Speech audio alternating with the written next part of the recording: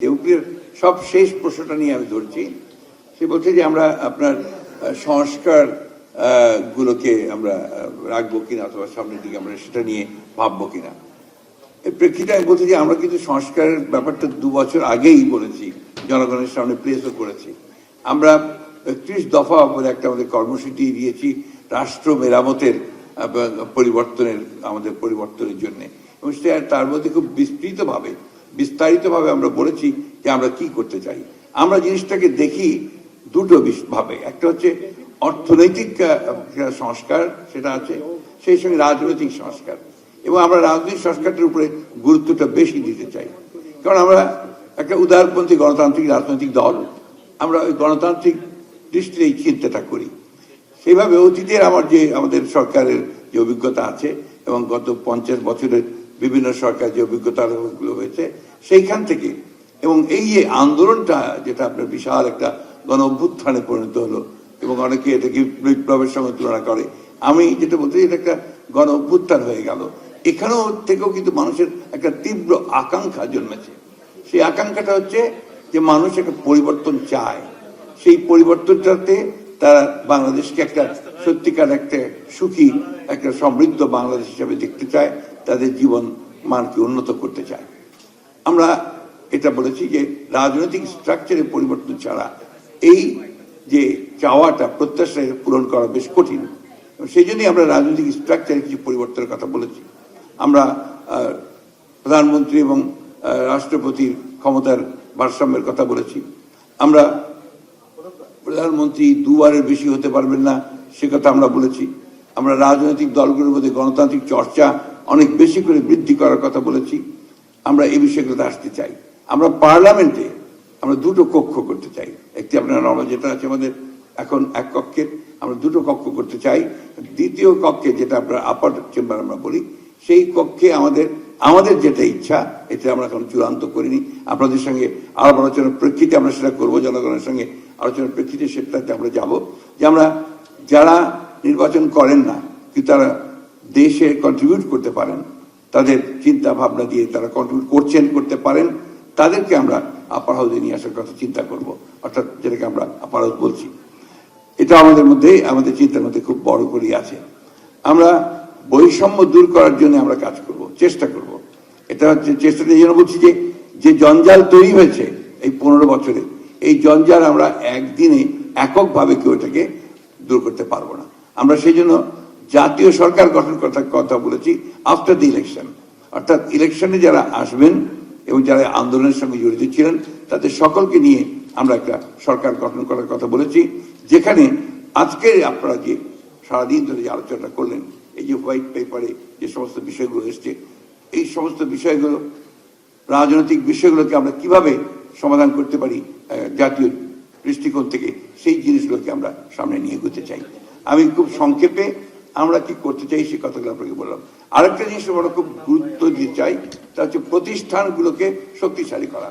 আমাদের সবচেয়ে বড় দুর্বলতা হচ্ছে যে আমাদের বিভিন্ন প্রতিষ্ঠানগুলো, যা গণতন্ত্রের জন্য সবচেয়ে বেশি দরকার, রাষ্ট্রের জন্য দরকার, অর্থনীতির দরকার, সেই প্রতিষ্ঠানগুলোকে গত 15 বছরে একেবারে ভেঙে ফেলা হয়েছে।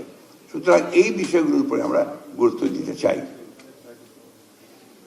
আমি একটা প্রশ্ন আপনাকে করি মির্জা সাহেব, সেটা হলো যে আজকে সারাদিনের আলোচনার থেকে এসছে না, এক সময় প্রফেসর রৌনক জাহানও তুলেছিলেন এবং আমার কলিগ সেলিম রায়হান এবং অন্যান্যরাও তুলেছেন, এবং সেটা হলো যে প্রশ্নটা করছিলাম যে সমাধান জানি না সমাধান জানি না, তাতে বলা হচ্ছে সমাধান জানলেও এবং একটা সরকার যদি আকাঙ্ক্ষাও করে তারপরেও সে বাস্তবায়ন করতে পারে না, কারণ স্বার্থগুলো এত গভীরে প্রতীত যে তারা এগুলোকে ব্যর্থ করে দেয় আর কি। তো এই এখন একটা সেরকম অভিজ্ঞতার ভিতর দিয়ে আমরা যাচ্ছি। অনেক সময় অন্তর্বর্তী সরকার চাইলেও অনেক সময় অনেক কিছু করতে পারছে না, অনেক কিছুতে হয়তো চাওয়ারও ঘাটতি থাকতে পারে। তো আপনি কিভাবে নিশ্চিত যে আপনি যা যা বলছেন এটার মাধ্যমে ওই প্রতিবন্ধকতাগুলো অতিক্রম করতে পারবেন? আমাদের না পারবো না এই কথা তো বলা যাবে না, কারণ আমরা জনগণের কাছে তো অঙ্গীকারবদ্ধ, এবং আমরা যদি আপনার কখনো নির্বাচিত হয়ে আসি তাহলে অবশ্যই আমাদেরকে সেটা যে আমরা পারি তার জন্য আমাদের সর্বশক্তি নিয়োগ করতে হবে। আমরা যে একদিনে পেরে যাবো সে কথা আমি বলিনি, এটা আপনার সময় লাগবে। আপনারা যেমন আজকে অনেকেই আশা করছেন যে এই অন্তর্বর্তী সরকার অর্থাৎ ইন্টারিম গভর্নমেন্ট তারা এই 6 মাসের মধ্যে সবকিছু পেয়ে যাবেন। এটা সম্ভব না, ইম্পসিবল টাস্ক। কিন্তু তারা চেষ্টা করছেন, আমাদের দায়িত্ব হবে তাদেরকে যতটুকু সম্ভব সাহায্য করা। যে কারণে আমরা সংস্কার যে প্রস্তাব তারা দিয়েছেন, আমরা বলছি যে আমরা এই সংস্কার প্রস্তাবগুলো আমাদের সম্পূর্ণ সম্মতি আছে। কিন্তু একই সঙ্গে আমরা যে কথা জোর দিচ্ছি যে নির্বাচনের ঘোষণাটা তাড়াতাড়ি হওয়া উচিত। কারণ আমাদের অভিজ্ঞতা আমরা দেখেছি যে নির্বাচনটা দরকার এই জন্যে যে নির্বাচনের মধ্য দিয়ে আমরা জনগণের কাছে যেতে পারবো, জনগণকে সম্পৃক্ত করতে পারবো এবং জনগণের মধ্য দিয়ে একটা পার্লামেন্ট আমরা নিয়ে আসতে পারবো, যে পার্লামেন্টে আমরা এই সমস্যাগুলো আলোচনা করে আমরা একটা জায়গায় আসতে পারবো। আমাদের কিন্তু পার্লামেন্টারি ডেমোক্রেসি কখনো আপনার চর্চাই হয়নি, গণতন্ত্রও চর্চা হয়নি। এটা বড় ঘাটতি রয়ে গেছে। আমরা গণতন্ত্রটাকে চর্চা করার চেষ্টা করি, দেখি তার মধ্যে দিয়ে ফলাফলগুলো বেরিয়ে আসতে পারি কিনা, আমরা সেই জায়গায় পৌঁছতে পারি কিনা। Thank you. প্রফেসর সোভান একটি প্রশ্ন উত্থাপন করতে চাচ্ছেন, প্লিজ। স্যার।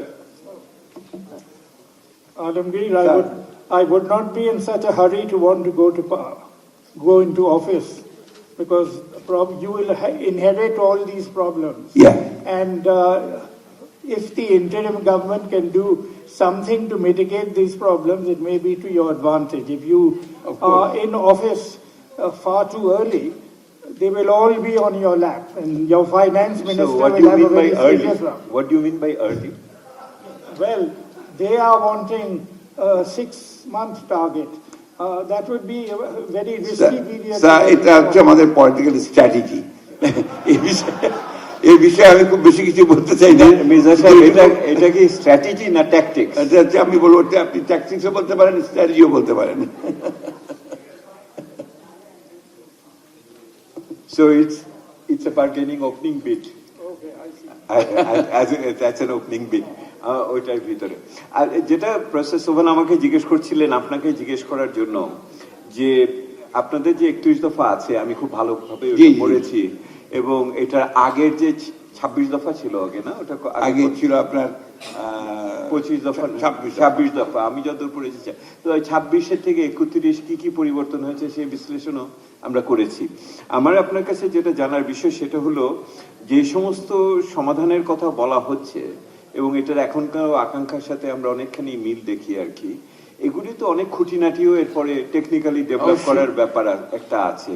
সো ওই রকম করার মতো করতে গেলে আবার অন্য কোনো ধরনের শক্তি আপনাদের ওগুলোকে আটকে দিবে কিনা? যেমন যারা টাকা পাচার করেছে তারাই তো আবার নির্বাচনে হয়তো অর্থায়ন করবে, যারা হয়তো এই বিদ্যুৎ কেন্দ্র করেছে তারাই হয়তো নির্বাচনে দাঁড়াতে চাইবে, হ্যাঁ, যারা হয়তো ট্যাক্স দেয় না তারাই হয়তো প্রমোটার হবে। এগুলো কি কিভাবে? আপনাদের এই সন্দেহগুলো এবং এই আশঙ্কাগুলো একেবারে অমূলক না, কিন্তু একই সঙ্গে আমাদেরকে কিন্তু এই চেষ্টাটা রাখতে হবে যে আমরা যেন এগুলো থেকে বেরিয়ে আসতে পারি।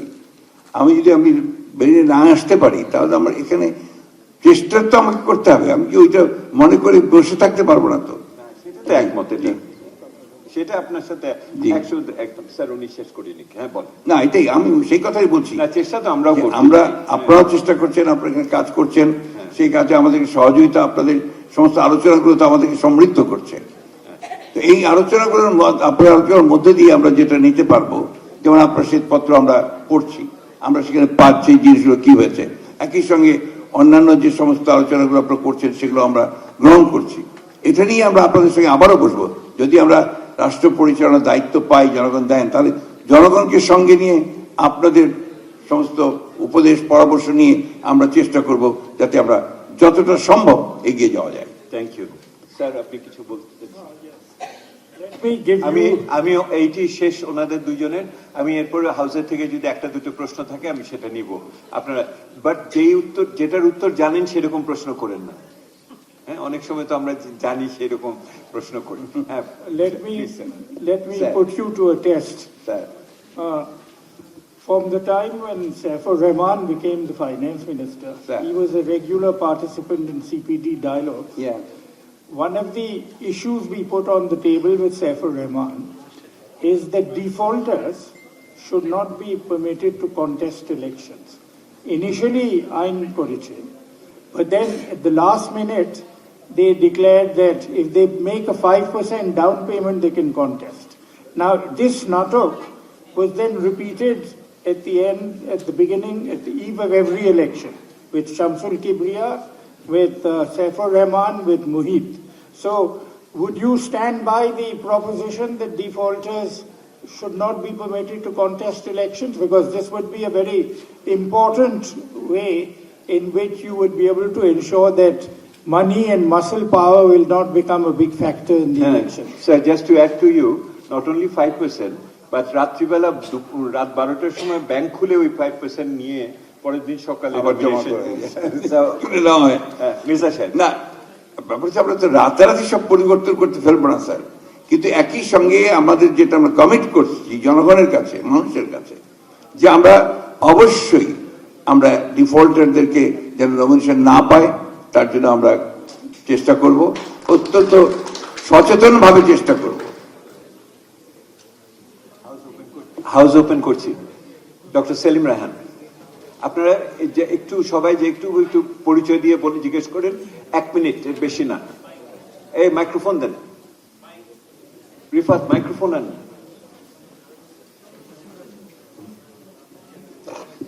অনেক ধন্যবাদ। দেবপ্রদা, আমি উত্তরটা জানি না, সুতরাং প্রশ্নটা এই কারণে করছি না। আমার প্রশ্নটা ডক্টর সেলিম রায়হান, মিস্টার মির্জা ফখরুল ইসলাম আলমগীর, ওনার কাছে প্রশ্ন। আমরা যে সমস্যার কথা বলছি, প্রফেসর রেহমান সুবহানাল্লাহ বলেছেন গত 15 বছর এটা অনেক গভীর দেখেছি, কিন্তু এটা কিন্তু গত 15 বছরের ব্যাপার না, গত 5 দশকের বিভিন্ন ফেজে এই সমস্যাগুলো হয়েছে। রাজনৈতিক দল হিসেবে আপনার রাজনৈতিক দলও বিভিন্ন সময় ক্ষমতা ছিল। আপনি কি আমাদেরকে নিশ্চয়তা দিতে পারেন যে অতীতের ভুল আপনারা কিছু শিখেছেন, অথবা আপনারা সেই ভুল আর রিপিট করবেন না? সেই লেসনটা কোথায়? সেটা আপনি তো আমার কথাগুলো বোধহয় প্রথম থেকে শোনেননি। আমি যেটা বলতে চেয়েছি সেটা হচ্ছে যে অতীতের সমস্ত অভিজ্ঞতা আমাদের রয়েছে, সেগুলো থেকেই কিন্তু আমরা আমাদের চিন্তা ভাবনাগুলো ঠিক করছি যে আমরা কিভাবে সামনের দিকে সঠিকভাবে এগিয়ে যেতে পারি। ধন্যবাদ। হ্যাঁ সেলিম, আপনার ভাষায় যেটা ভুল, রাজনীতিবিদদের ভাষায় সেটা অভিজ্ঞতা। ডেফিনেটলি, ঠিক আছে, ইয়া, rightly answer.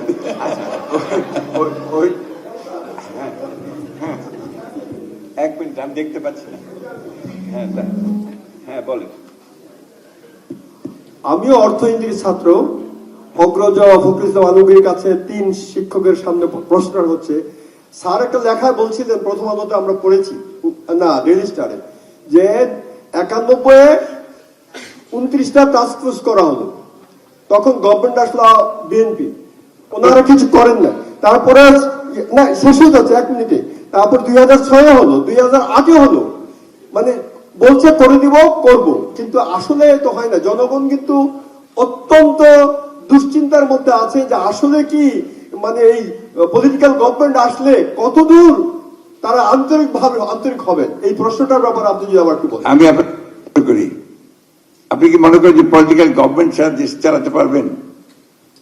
Please, bus, that's all. হ্যাঁ, সো ভালো হোক মন্দ হোক, আপনার সেইটার উপর আস্থা রাখতে হবে। আমি 1 মিনিট আসি। আমি একটু পিছনে দেখি, ঢাকার বাইরে থেকে কেউ এসছেন, এমন কেউ আছেন নাকি যিনি প্রশ্ন করতে চান? হ্যাঁ, দাঁড়ান, ঢাকার বাইরে থেকে কেউ থাকলে বলুন। মাইক্রোফোন দেন ওখানে, ওনাকে দেন। এদিকে উনি দাঁড়িয়েছেন নাকি? হ্যাঁ প্লিজ বলুন ম্যাম। আপনারা যে বলেন 1 মিনিটে আপনাদের পরিচয় দিয়ে জিজ্ঞেস করেন, আমি এখন শেষ করে আনবো। আমার নাম রীতি ইব্রাহিম, আমি সাবেক সচিব। আমাকে স্টেজে কিছুক্ষণ আগে দেবপ্রিয় ভট্টাচার্য একটা প্রশ্ন করেছিলেন, সেটার উত্তর আমার জানা ছিল না। আমি আপনাকে বলছি, আমি পরিসংখ্যানে প্রশ্নটা দিচ্ছেন না উত্তরটা দিচ্ছেন? না, প্রশ্নটা দিচ্ছি। আচ্ছা, কারণ আমি পরিসংখ্যানে অনেকদিন ছিলাম। পরিসংখ্যানকে আসলে খুব দুরবস্থা, এটাকে ডেভেলপ করতে হবে, এমন ভাবে ডেভেলপ করতে হবে যেন সঠিক পরিসংখ্যান আসে। তো আমাকে দেবপ্রিয় ভট্টাচার্য বলছিলেন, আপনি কি মনে করেন কোন সরকার এটা গ্রহণ করবে? আমারও আপনার কাছে এই প্রশ্নটাই। না, মির্জা সাহেব পরিষ্কার করি আর কি প্রশ্নটাকে। প্রশ্নটা হলো, মানে প্রকৃত তথ্য সংগ্রহ করা এবং সেটাকে ব্যবহার করার ক্ষেত্রে কোন রাজনৈতিক সরকারের আগ্রহ আমরা এর আগে দেখি নাই। কারণ ওনারা যদিও জানেন যে এই তথ্য উপাত্ত ব্যবহার করে ওনারা আরো ভালো নীতি প্রণয়ন করতে পারেন, মূল্যায়ন করতে পারেন, কিন্তু যদি কোনো কারণে অপতথ্য বা ভুল খারাপ তথ্য আসে তাদের কার্যক্রম সম্বন্ধে নেতিবাচক, সেইটার ভয়ে অনেক সময় তারা এগুলোকে নিয়ন্ত্রণ করার চেষ্টা করেন। সেই প্রশ্ন আমি ওনার সঙ্গে পুরোটা একমত নই। সব সরকারের আমলে এটা হয়েছে এটা আমি বিশ্বাস করি না। কারণ আমি যা দেখেছি গত সরকারের আমলেই এই তথ্যের যে আপনার ব্যাপারটা সবচেয়ে বেশি হয়েছে, খুব কম।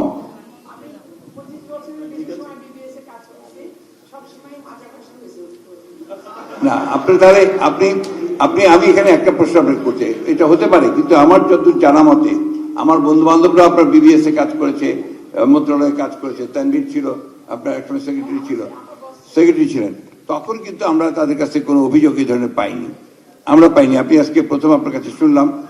আমি গত 15 বছরে যেটা হয়েছে এটা আপনার সমস্ত মাত্রাকে ছাড়িয়ে গেছে, যেটা কখনোই অভিপ্রেত নয়। অনেক ধন্যবাদ। শেষ করব, হ্যাঁ বলেন। হ্যাঁ ওনাকে দেন, তারপরে পিছনে আমি এখানে বাঁ পাশে আর কেউ আছে নাকি? আসসালামু আলাইকুম। আমার প্রশ্ন মিস্টার মির্জা ফখরুল ইসলামের কাছে। জি পরিচয় দেন। আমার ইঞ্জিনিয়ার মোহাম্মদ জাহিনুল ইসলাম। আমরা দেখলাম যে প্রফেসর আলী রিয়াজ, যিনি সংবিধান কমিটির হেড, ওনার একটা সাক্ষাৎকারে আমি দেখেছি, উনি বলেছেন যে এই যেসব পরিবর্তন ওনারা করেছেন এটা নিয়ে বিভিন্ন স্টেক হোল্ডার, বিভিন্ন রাজনৈতিক দলের সঙ্গে সলা পরামর্শ করবেন। সেই ক্ষেত্রে উনি একটা কথা বলেছিলেন, শুধু তাদের সঙ্গেই কথা হবে যারা এটাকে ধারণ করতে পারে, অর্থাৎ যে ফ্যাসিস্ট তার সঙ্গে কখনো এটা নিয়ে আলাপ হবে না। এবং এই প্রসঙ্গে উনি জার্মানির উদাহরণটা টেনেছেন, যেখানে নাজি পার্টির সঙ্গে কেউ কখনো আলাপ আলোচনা করে।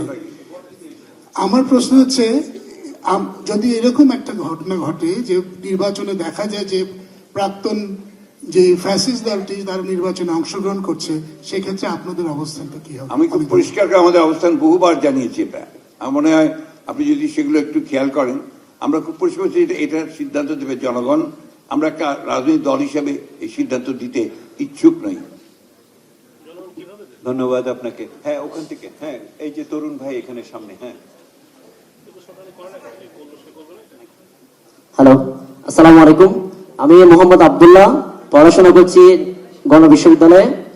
আমি আসছি হচ্ছে টেকনাফ থেকে, নাপের পাড়ে, যেখানে হচ্ছে বিগত সরকার আমাদের ওখানে সহানুভূতির জন্য রোহিঙ্গাদেরকে আমাদের কাছে থাকার জন্য আশ্রয় দিয়েছে 2017 থেকে এই পর্যন্ত।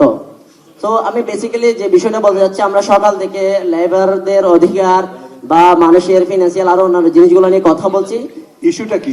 আমি ইস্যুটা বলতে চাচ্ছি, সেটা হচ্ছে রোহিঙ্গা ইস্যুটা আমাদের উপর এমন ভাবে প্রকট হয়ে গেছে যে বিগত কয়েক বছর ধরে আমাদের এখানে প্রশ্নটা কি? প্রশ্নটা হচ্ছে, আমাদের এখানে বিগত সরকার আমাদের উপর যে রোহিঙ্গাটা চাপায় দিছে, তারা আমাদেরকে বিভিন্নভাবে অপহরণ করছে। এই বছরের জানুয়ারি 18 দিন হলো, তার মধ্যে প্রায় আমাদের স্থানীয় 40 জনের উপরে অপহরণ করা হয়েছে। অনেক বোঝা গেছে। রোহিঙ্গারা থাকার কারণে আমরা যদিও তাদের আতিথেয়তা দিয়েছি, কিন্তু অন্যান্য সমস্যার সৃষ্টি হচ্ছে স্থানীয়দের জন্য বিশেষভাবে। রোহিঙ্গা সমস্যার ব্যাপারে আমরা তো আপনার আপনারা জানেন যে আমরা কয়েকটা সেমিনার করেছি আমাদের পার্টির তরফ থেকে। আমরা রোহিঙ্গার সমস্যাকে সমাধানের জন্য আমরা পদক্ষেপ নেওয়ার জন্য গভর্নমেন্টের প্রতি আমরা আহ্বান জানিয়েছিলাম।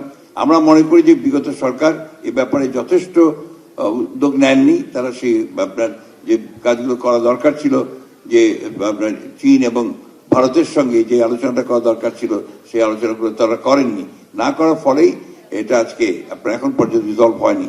এবং তাদের প্রায়োরিটিতেও আপনার বোধহয় এটা রিজলভ করার ব্যাপারটা ছিল না, যে কারণে কখনোই এটাকে তারা খুব বেশি গুরুত্ব দেননি। আমরা এটাকে সর্বোচ্চ গুরুত্ব দিয়ে এটা সমাধান করার চেষ্টা করব। আমাদের সময়ে 1978 সালে যখন জিয়া রহমান সাহেব ছিলেন, তখন একবারে ইস্যু হয়েছিল, রোহিঙ্গা এসেছিল, তখন কিন্তু আলোচনার মাধ্যমে ফেরত পাঠানো হয়েছিল। পরবর্তীকালে 2004 সালে সেই সময় তৃতীয় দেশেও পাঠানো হয়েছিল, এবং 2004 সালে আবারও আপনার যখন খালেদা জিয়া প্রধানমন্ত্রী ছিলেন, তখন এই সমস্যা তৈরি হয়েছিল। তখনও কিন্তু আলাপ আলোচনার মাধ্যমে তাদের ফেরত পাঠানো হয়েছিল, এবং কিছু আপনার বাইরেও পাঠানো, অন্যান্য দেশেও পাঠানো হয়েছিল। ধন্যবাদ। Thank you. আমি আপনাদের শেষ করতে হবে এখন, না? আমি ওনাদের 5টা পর্যন্ত বলে এনেছি। ওনাদের দুজনেরই ব্যস্ততা আছে, ওনাদের দায়িত্ব আছে। সন্ধ্যার সময় একদম বলেন। একদম নতুন কিছু থাকলে বলেন, আধা মিনিট। হ্যাঁ, আসসালামু আলাইকুম, আমি রাফিদ আমিন অক্ষর। আমি একটু ফিউচারিস্টিক কোশ্চেন করতে চাই, সেই সাথে আমি দাদাকে জিজ্ঞেস করতে চাই যে আমাদের যে বাজেট সংস্কারের যে প্রস্তাবনাটা দেয়া হয়েছে, একটু রেফারেন্স দেই, সেটা হচ্ছে ভারতের দিল্লি 10 বছরের মধ্যে সারপ্লাস বাজেট প্রপোজ করতে পেরেছে। সো আমার প্রশ্নটা হচ্ছে যে বাংলাদেশের যে আপনারা বাজেট সংস্কারের প্রস্তাবনাটা দিচ্ছেন, এখানে আপনাদের কাছে এই সারপ্লাস বাজেটের বিষয়টা মাথায় ছিল কিনা, এবং সেই সাথে আমি বলতে চাই মানে কি বাজেট? সারপ্লাস বাজেট অর্থাৎ বাজেটে প্রফিট আনা পসিবল কিনা বাংলাদেশের ইকোনমিক স্টেটে। এবং সেই সাথে আমি ফকুল স্যারকে কোশ্চেন করতে চাই যে আপনারা যদি ক্ষমতায় আসেন সেক্ষেত্রে আপনাদের এই জিনিসটা মাথায় থাকবে কিনা, এবং অ্যাজ এ ইকোনমিস্ট আপনি কি মনে করেন কিনা যে কতদিনের মধ্যে বাংলাদেশের বাজেটকে একটা প্রফিটেবল বাজেটে নিয়ে আসা পসিবল? আমি কিন্তু ইকোনমিস্ট নই, একেবারে পিওর পলিটিশিয়ান, আর বহু আগে অর্থনীতির ছাত্র ছিলাম, সব ভুলে গেছি।